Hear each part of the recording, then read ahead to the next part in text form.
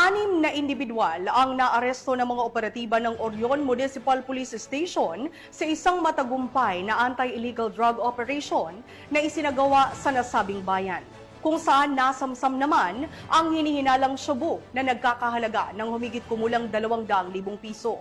Patrolwoman Lixen Ray Soweran sa report.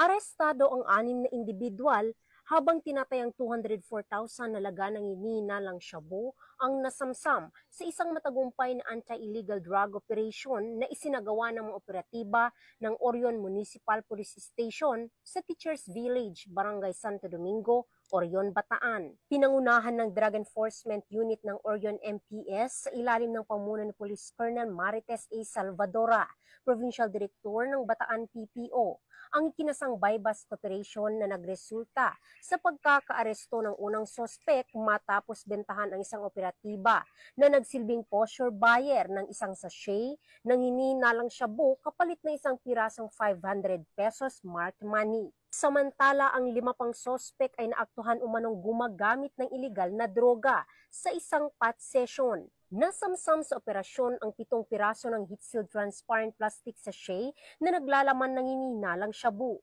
5 pirasong aluminum foil na may bakas ng shabu, 5 toother, lighter, at 1 pang piraso ng heat-sealed transparent plastic sachet na may bakas na shabu. Kasalukuyang nasa kustodiya ng Orion MPS ang mga inarestong sospek habang inihanda ang pagsasampa ng kaukulang kaso laban sa kanila sa paglabag sa Republic Act 9165 o ang Comprehensive Dangerous Drugs Act of 2002.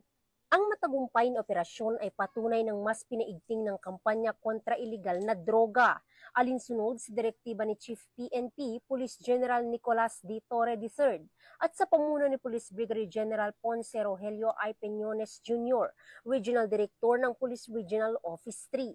Patuloy ang determinasyon ng kapulisan sa pagbibigay ng ligtas at drug-free na komunidad para sa bawat mamamayan ng Bataan at buong Gitnang Luzon. Mula dito sa Gitnang Luzon, ako ang inyong PNN correspondent, Patrolwoman Lixen Ray A. Saweran, alagad ng batas, tagataguyod ng Balitang Pulis.